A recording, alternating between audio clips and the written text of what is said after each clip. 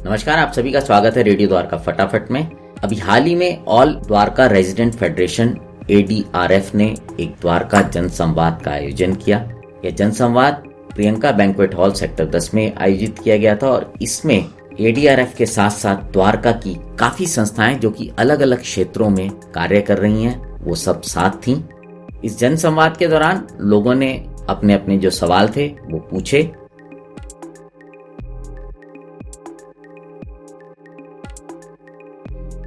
Sector 9 में कितना अच्छा हॉस्पिटल आदरणीय जी उस टाइम पे विधायक थे जब से बनना शुरू हुआ था, लेकिन मूलभूत सुविधाएं ना होने की वजह से ना दवाइयां हैं, ना इक्विपमेंट है, ना कोई रिक्रूटमेंट है। तो इस विषय पे आप ध्यान दीजिएगा ताकि जो बेसिक सुविधाएं हैं मेडिकल से रिलेटेड, जो स्वास्थ्य से रिलेटेड, उनके ऊपर काम किया जाए। क्योंकि दिल्ली सरकार है और दिल्ली सरकार से हमने कई बार आग्रह किया है कि जो इक्विपमेंट, बेसिक इक्विपमेंट चाहिए वो भी नहीं है, दवाइयां नहीं है, स्टाफ नहीं है। तो इसके लिए प्रीलिमिनरी स्टेज पे आप जरूर अपनी सरकार से आग्रह करिएगा। Thank you. तो पिछले चुनाव में द्वारका के लिए और पूरी दिल्ली में मैंने बड़े बड़े विज्ञापन केजरीवाल सरकार के देखे थे कि हम 2 लाख स्ट्रीट लाइट लगाएंगे और पूरी दिल्ली को जगमग कर देंगे। और आज द्वारका की आप देखिए बहुत सारी गलियां अंधेरे में डूबी हुई हैं। तो इस विषय को जो आपके अधीन विषय आते हैं तो उसमें एक ये मुख्य विषय, दूसरा जो एक नाला द्वारका का इतना बड़ा पूरे द्वारका के बीच से गुजरता है जो काफी परेशान करता है बहुत सारे सेक्टरों को, इसके बारे में कुछ चिंता। और पोल्यूशन पूरे दिल्ली की समस्या है, लेकिन द्वारकावासी इसकी मार खूब झेलते हैं। एयरपोर्ट की वजह से भी यहाँ पोल्यूशन बहुत ज्यादा होता है। तो इसके ऊपर आपके क्या विचार हैं वो हम जानना चाहेंगे। बहुत सही कहा आपने मनोज जी, स्ट्रीट लाइट्स का विषय इम्पोर्टेंट है। और मैं बता दूं जो 20 मीटर्स वाले रोड हैं वो सब MCD के पास है। MCD के अधिकारियों के साथ में एक मीटिंग हमारे भावी विधायक जी को करनी पड़ेगी और उनको बाध्य करना पड़ेगा काम करने के लिए। MCD के जो जुरिडिक्शन वाले रोड हैं वहां पे सबसे ज्यादा मेजर प्रॉब्लम है। DDA के जो रोड्स हैं, मास्टर प्लान रोड जो है 40 मीटर रोड, 60 मीटर रोड जो भी DDA के पास है, वहां पे BSCS के साथ हम लोग कोऑर्डिनेशन के साथ में काम करते हैं, इसलिए वहां पे स्ट्रीट लाइट्स का कोई इशू आता नहीं है। क्योंकि इसमें दिल्ली हाई कोर्ट के भी ऑर्डर है और उस केस को ADRF ने फाइल किया था, हमारे एडवोकेट रवि वशिष्ठ जी ने उसे कंटेस्ट किया था। और पहले ही दिन मैं बता दूं DDA ने MCD को 58 करोड़ रुपए ट्रांसफर कर दिए थे पूरे द्वारका के स्ट्रीट लाइट्स की मेंटेनेंस के लिए। 10 महीने तक या 8 महीने तक एक भी स्ट्रीट लाइट जलती नहीं थी और लगातार कंप्लेंट की जाती थी, किसी ने भी नहीं सुना। उसके बाद हम लोग हाई कोर्ट गए और पहली डेट में जज साहब ने कहा कि बताइए इसका निराकरण कौन करेगा। 1 घंटे में मुझे जवाब चाहिए। 1 घंटे के अंदर MCD ने DDA को 46 करोड़ रुपए भी वापस किए और जो उन्होंने साइट DDA से लिया था वो भी वापस कर दिया। अक्षरधाम अपार्टमेंट जो है पूरी द्वारका की सबसे बड़ी DDA सोसाइटी है और वहाँ पे 6 से 7 हजार लोग रहते हैं। उसमें भी एक हमारा 14 फीट का UGR बना हुआ है, उसमें से भी सेक्टर 11 में पानी बढ़ के जाता है। तो आप हालत सोच लीजिए गर्मियों में क्या होती है कि जैसे टैंकर्स आते हैं हमारे UGR को फिल करने के लिए, इनफैक्ट गलियों में भी टैंकर जाते हैं और हमें मतलब हम लोग टैक्स पेयर हैं, 1-1 करोड़ के हमारे घर हैं और हम पार्टियों से पानी भरते हैं। और उस मजे की बात यह है कि सर का फ्लैट भी है उसमें हमारी सोसाइटी में सर का फ्लैट भी है, उसके बाद हमारी ये हालत है। तो हम सर का रोड मैप हमें चाहिए कि अक्षरधाम के लिए क्या करेंगे, क्योंकि गाँव के लिए तो सब कर रहे हैं। हमारी मेड्स के घर में फुल टाइम पानी आता है 24 घंटे और वो हमें कहते हैं दीदी आपकी टंकी में पानी नहीं है। तो ये बहुत सारा सोचने वाला है, बहुत छोटी छोटी बातें हैं, लेकिन बेसिक फैसिलिटी हमको नहीं है और हम इतना टैक्स पे करते हैं, सब लोग दिल के साथ पे करते हैं। यहाँ पे सबके विचार कंपाइल किए जा रहे हैं, चाहे स्ट्रीट लाइट्स का मुद्दा हो, ADRF ने स्ट्रीट लाइट्स का भी मुद्दा उठाया। उसके लिए देखिए हम लोग कई बार विभाग से निवेदन करते रहे, उसके बावजूद भी नहीं हुआ तो हम लोग को कोर्ट में जाना पड़ा। तो ऐसी स्थिति क्यों आई कि द्वारका के रेजिडेंट्स विभागों के विरुद्ध जाके उन्हें कोर्ट में अप्रोच करना पड़े। जल विभाग का होता है, हर समय कह दिया जाता है कि टेल एंड सोसाइटी पड़ी। अरे भाई कितनी टेल एंड है पाइप की, और कुछ सोसाइटीज में पानी का फ्लो ठीक आता है, यहाँ बहुत सोसाइटीज हैं जिनके आखिर तक पानी बहुत कम पहुंचता है, इवन नॉर्मल डेज में भी। तो सीवर ओवरफ्लो, मार्केट में सीवर ओवरफ्लो की सिचुएशन बहुत खराब है, मार्केट में चलने के लिए ऊबड़ खाबड़ स्थिति है। तो आपसे ये अनुरोध रहेगा कि आप यदि सत्ता में आते हैं तो इन मुद्दों पर जरूर ध्यान दीजिए। मेरा ये कहना है कि ये दोनों कैंडिडेट हैं, 5 तारीख को इलेक्शन हो जाएगा, 8% हो जाएगा और उम्मीद है इन दोनों में से कोई एक हमारा एमएलए बन जाएगा। इनका काम तो पूरा हो गया, हम पब्लिक फिर क्या इस तरह से कभी एमएलए साहब से मिल पाएंगे? पहला सवाल। दूसरा सवाल, जितनी भी समस्याएं हैं ये सब फंड्स के ऊपर होती है। तो आज तक जितने भी इलेक्शंस हुए हैं हमें यही नहीं पता हमारे एमएलए को हमारे लिए कितने पैसे मिलते हैं और वो कहाँ पर इस्तेमाल होते हैं। तो मेरा एमएलए से जो भी बनेंगे उनसे अनुरोध है कि जब भी एमएलए फंड्स आए तो द्वारका के जितने भी एजेंसीज काम कर रही है उनके साथ बैठकर उन फंड्स का कहाँ यूटिलाइजेशन होना चाहिए। तो मेरे ख्याल से सबसे अच्छा वो रहेगा, हर जगह डिपार्टमेंट, हर जगह जहाँ जितना पैसा लगता है तो वो इस्तेमाल हो पाएगा। अच्छा सुझाव है कि द्वारका में जब हम मीटिंग करने जाते हैं तो 5, 10, 15 लोग मिलते हैं। आपने ये प्रोग्राम किया तो कम से कम मान भाव की शक्ल तो देखने को मिली। आप लोगों का बहुत बहुत धन्यवाद। द्वारका का रोड मैप मुझे बहुत अच्छी तरह से याद है और जो 2008 से 13 के बीच में यहाँ उससे पहले यहाँ पर रहते होंगे उनको भी याद होगा कि द्वारका टैंकर्स पे सरवाइव करती थी प्राइवेट सोसाइटी, जितनी भी सीजीएचएस सोसाइटी, और एक सोसाइटी में कम से कम नहीं तो 2.25 लाख रुपए का 2 लाख रुपए का महीने का टैंकर्स का बिल होता था, which used to be split between all the residents equally। मैं जब एमएलए बना तो डीडीए से और जल बोर्ड से हमने 800 करोड़ रुपए की लागत से, इट इज ऑन रिकॉर्ड, मैं कोई अपनी बात से फिगर नहीं लेके आया, 800 करोड़ रुपए की लागत से हमने पानी की पाइपलाइन का, बड़े बड़े पानी की पाइपलाइन का नेटवर्क डाला था जो आपकी सर्विस रोड पे डाला हुआ, उसी से आप लोगों को टैपिंग मिली है। और उसको फीड करने के लिए हमने ककरोला में यूजीआर बनाया था जहां पर आदरणीय शीला दीक्षित जी, हारून यूसुफ और सुमेश शौकीन और मावल मिश्रा का आज तक बोर्ड लगा हुआ है। और उस यूजीआर को फीड करने के लिए हम 40 एमजीडी पानी मुनक नहर से लेके आए थे, हरियाणा से मुनक नहर से लेके आए थे, और उसके बराबर में उसको चलाने के लिए ट्रांसफार्मर और पूरा पावर स्टेशन बनाया गया था। वहां पर भी हारून यूसुफ का नाम, क्योंकि पावर मिनिस्टर था, शीला दीक्षित का नाम, मावल मिश्रा जी का नाम एमपी थे और एमएलए सुमेश शौकीन था। ये 4 काम मैंने उस समय किए थे अपने टाइम।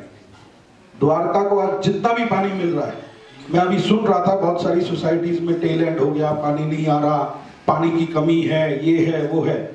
आप 2008 का टाइम देखते तो बहुत कमी थी उससे पहले। तो अब जितना आ रहा है वो प्लस जितना भी है वो सुमेश शौकीन की देन है, हमारी देन है, कांग्रेस पार्टी की देन है, और जब मैं एमएलए था उसकी देन है। अब आप आ जाइए स्ट्रीट लाइट पर। आपने बताया 20 मीटर के रोड एमसीडी के पास है, उसके बाद 60 मीटर वाले और 40 मीटर वाले डीडीए के पास है।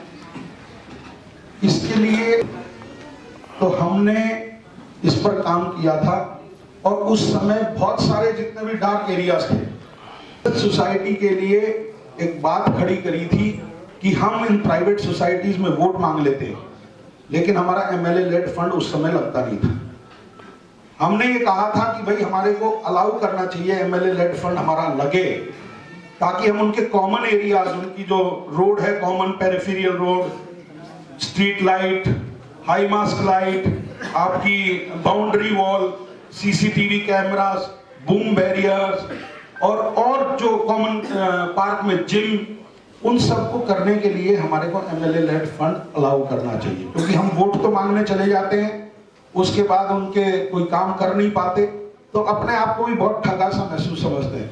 तो वो आप आज भी 2011 के रिकॉर्ड पे है, आप विधानसभा से निकलवा लीजिए कि मैंने ये सवाल उठाया था। ये प्रॉब्लम मेरे यहाँ पर थी और पड़पड़गंज में भी थी। अनिल चौधरी के यहाँ पर, और थोड़ी सी प्रॉब्लम विकासपुरी में भी थी क्योंकि यहाँ पर भी सोसाइटीज हैं। तो हमने वो अलाउ करवाया है और अब एमएलए लेड फंड आपके इन कॉमन एरियाज में लग सकता है। ये हमने फैसला अपने टाइम में कराया था। अभी अक्षरधाम का कोई बता रहा था कहाँ बहन जी, कहाँ पर है बहन जी गोरी, इनसे पूछिए 3 साल से मेरा ख्याल 3-4 डंपर हाईवा जो होते हैं वो कूड़े का पाइलॉन था। हमने, क्योंकि मेरा घर है साहब, इसमें कोई दोराय नहीं, मैं वहां रहता नहीं है तो अलग बात है, लेकिन जहाँ फ्लैट है तो वो घर तो है ही, इसमें कोई बात नहीं। एसोसिएशन से जब मुलाकात हुई मैंने कहा भाई मैं टिकट लेके आ गया हूँ दूसरी पार्टी का, पहले तो अपना निशान ही बता दो तू ना तो कई बार लोग सोचेंगे कि ये आदमी पुराना है, इसका पुराना निशान होगा, वोट खराब हो जाए, कोई फायदा नहीं है। तो अपना निशान भी बताना था कि आदमी पुराना हो लेकिन निशान नया है। तो वो बताने के लिए मैं जिसके साथ डब्ल्यू में गया तो वहां पर तो अंबार है भैया, मगर यार 10 साल से आपने मेयर भी बना दिया, कॉर्पोरेशन का मेंबर भी बना दिया, एमपी भी बना दिया और कूड़ा नहीं उठ रहा। हमने अधिकारियों को फोन किया, एमसीडी। अच्छी बात यह है कि साहब अधिकारियों से कभी बदतमीजी नहीं करी अपने कार्यकाल के दौरान। तो इसलिए आज बेशक मैं 11 साल से बाहर हूं, लेकिन एवरी अधिकारी टेक मी वेरी सीरियसली, क्योंकि उनको पता है कि सुमेश नाजायज अपने काम के लिए फोन नहीं करता, पब्लिक के काम के लिए फोन करता है और उसको वो सीरियस लेते हैं साहब। और मैं उनसे बड़ा नम्र निवेदन करता हूं कि भाई इस काम को कर दो। और टचवुड मैं आप लोगों को बताना चाह रहा हूं कि एक दिन छोड़ के एमसीडी की जेसीबी भी और हाईवा भी वहां पर आ गई और पूरा 3 साल जो नहीं उठा था वो उठा था ना बहन जी। बहुत बहुत धन्यवाद आपका। तो अब कहने का बात यह है कि अरविंद केजरीवाल जी की जो नीतियां हैं कुछ अच्छी भी होंगी, कुछ आपके प्रो होंगी, कुछ अगेंस्ट होंगी। मेरा काम आप लोगों के बीच में क्या रहेगा, मेरी मंशा क्या है और मेरा काम क्या रहेगा और मेरा विजन क्या है। मेरा विजन ये है कि जो अनऑथराइज को चाहिए वो वहां सेंटर से खींच के अनऑथराइज को देना है, जो द्वारका को चाहिए वो द्वारका को लाके देना है। ये मेरा काम रहेगा, इसके अलावा मेरा कोई काम नहीं है। और उस काम के लिए मेरे को आपकी ताकत की जरूरत रहेगी, तो इस बार खींच के मेरे को वोट दे दो, मैं आदमी बढ़ जाऊं। मैं यही कहना चाहता हूं। बहुत बहुत धन्यवाद। आज द्वारका की फेडरेशन ने, ऑल द्वारका रेजिडेंट्स फेडरेशन ने एक इंटरेक्शन मीट रखा था जिनमें इन्होंने तीनों कैंडिडेट्स को बुलाया था। मैं तो समय पे पहुंच गया था, लेकिन बड़े खेद के साथ कहना पड़ रहा है कि बाकी 2 कैंडिडेट्स नहीं आए। या तो वो द्वारका के लोगों की इज्जत नहीं करते, या द्वारका के लोगों को फेस करने का उनमें मादा नहीं था, या द्वारका के लोगों का जो काम था उनका उनके पास कोई विजन नहीं था। क्या कारण रहे मुझे नहीं पता। मैं तो सिर्फ एक ही बात कहना चाहता हूँ कि द्वारका के लोगों ने खूब मेरे को ड्रिल किया, अपने कार्यकाल के काम गिनवाए और उन्होंने कहा कि अगला रोड मैप द्वारका के लिए क्या है, उसका विस्तार से मैंने उनको अपने बारे में बताया, उनके रोड मैप के बारे में बताया, उनकी समस्याओं के बारे में बताया, उनके समाधान के बारे में बताया। लोगों ने बहुत पॉजिटिवली लिया है और मुझे पूर्ण विश्वास है कि ऐसे इंटरेक्शन, ये इलेक्शन बेसिकली ऐसा ही होना चाहिए। जब हम भी जाएं, अनऑथराइज में जाएं, तब भी ऐसे ही डिबेट होनी चाहिए, ताकि मतलब लोगों को पता लगे। अब हम जिंदाबाद जिंदाबाद करते रहते हैं, लोगों को आधी बातें समझ में आती हैं, आधी नहीं आती हैं। चलो कोई बात नहीं, सुमेश शौकीन का तो एक बहुत लंबा ट्रैक रिकॉर्ड है अपने कार्यकाल का, तो हमारे को तो सब लोग बहुत प्यार दे रहे हैं हर जगह। लेकिन द्वारका ने आज जो पहल करी है, मैं इनको बधाई देता हूँ। सब द्वारका में टूटी सड़कें हैं और डार्क स्पॉट बहुत ज़्यादा हैं, स्ट्रीट लाइट की जगह। बिल्कुल, इसमें कोई दोराय नहीं। बहुत सारी ऐसी समस्याएं हैं जो मेरे को अवगत भी कराया गया, और मैं द्वारका में रहता भी हूँ, मैं आए दिन घूमना फिरना होता है तो मुझे भी पता है। तो मैं ये कहना चाहता हूँ कि आते ही द्वारका के सारी एसोसिएशंस को बुलाकर उनके साथ मिलकर हैंड एंड ग्लव में काम करेंगे और द्वारका की समस्याओं का समाधान करेंगे। जिस मंशा से द्वारका के लोगों ने यहाँ पर फ्लैट लिए थे, उनकी उस लाइफ को और बेहतर करने का वचनबद्ध हैं और करेंगे। डीडीए से संबंधित है ज़्यादातर समस्याएं और सर सेंट्रल गवर्नमेंट के अंदर। सर देखिए, आप मेरी बात को समझिए, ना कोई सेंट्रल गवर्नमेंट ना कोई स्टेट गवर्नमेंट, आदमी की मंशा होनी चाहिए काम करने की।